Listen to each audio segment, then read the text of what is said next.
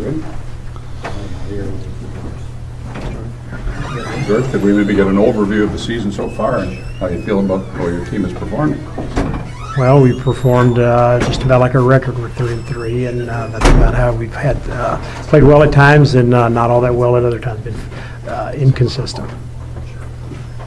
Is there a danger to playing a team that's 1-5 and sort of desperate at this stage? The danger is if you look at the record and think you're playing the record and not playing the team. That's where the danger comes from. And as I think I said yesterday, I'm sure a lot of people that played the BC Lions last year when they were 1-6 looked at their record and not at the team, and that's where the danger comes.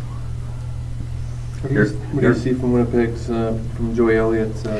Joey Elliott is, I wouldn't say he was completely an unknown, but he hasn't played much this year. And, I'm sure that he'll be excited and play as best as he can. But, and I, not knowing him, so I couldn't make a venture to guess about whether they scale back or enlarge what they're doing. But it's very hard for anybody to change their offense in a week. So I'm sure it'll be a version of what they've been doing. It might be different emphasis because he has slightly different skills than the other guys. So I'm sure he's looking forward to it, and we're looking forward to seeing him play. Henry Burris, the same guy you had in Calgary?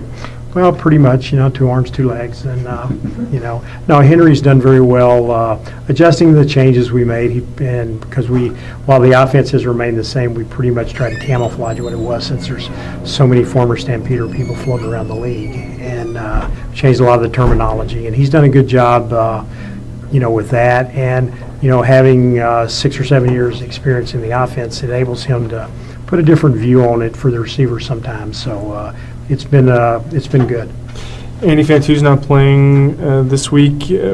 What does his departure mean for your football team? Well, obviously, as you saw us practice this week, we played practiced a lot of different combinations of receiver, and I'm sure we'll probably play most of them tomorrow. And we'll have a obviously he played Y for us, and Dave played Y for us, and after he went out the other night, and he'll play some Y, and there'll be a variety of guys playing Y, and there'll be a big rotation going on, and hopefully it'll give somebody an opportunity to step up and show what they can do. When you have a guy that's injured, we kept the other guys here. The guys that were playing in backup positions are now going to play more because we felt like they were good players, and now it's a good chance for them to show that. Simon Charbonneau Ocampo came in the other day and got to play some because of the injury situation. He had 3 catches, so in maybe a quarter and a half of play. So it's always an opportunity for somebody. Has Siobhan Walker been maybe the pleasant surprise of your season, George? Well, Siobhan has certainly done very well. He would, if you had seen him practice in training camp, you knew he was an explosive player, and but explosiveness sometimes isn't enough. You have to know who to block in the right situation, and you have plays are called slightly different here than they are in the States. Sometimes in the States the play call will tell everybody what to do. There's a lot more, generally speaking, there's more memorization in the CFL, so that's a big jump sometimes for players, and he's done a good job of adjusting. And he's obviously an explosive player.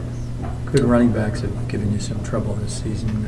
Good running backs have given pretty much everybody trouble this season. No, I know Chad. Chad was at the Bills when I was first at the Bills, so Chad's a good running back. There's no doubt about that. What do you think? What are you going to do to continue? Well, I hope we tackle him when he has the ball. What's Casey Crehan brought to your staff? Casey has brought a lot of enthusiasm. He's tremendously well prepared. Is demanding of the players, which if you want to get better, and that's what we all should be wanting to do, practice to practice, game to game, that's the only way you do it is by demanding the players do what they're supposed to do. And he's a knowledgeable player in the league, puts a lot of time and effort into it, and I've been pleased with the preparation our players have been getting. He obviously knows a lot of the players in this group. Who has the advantage when the coach goes against former players?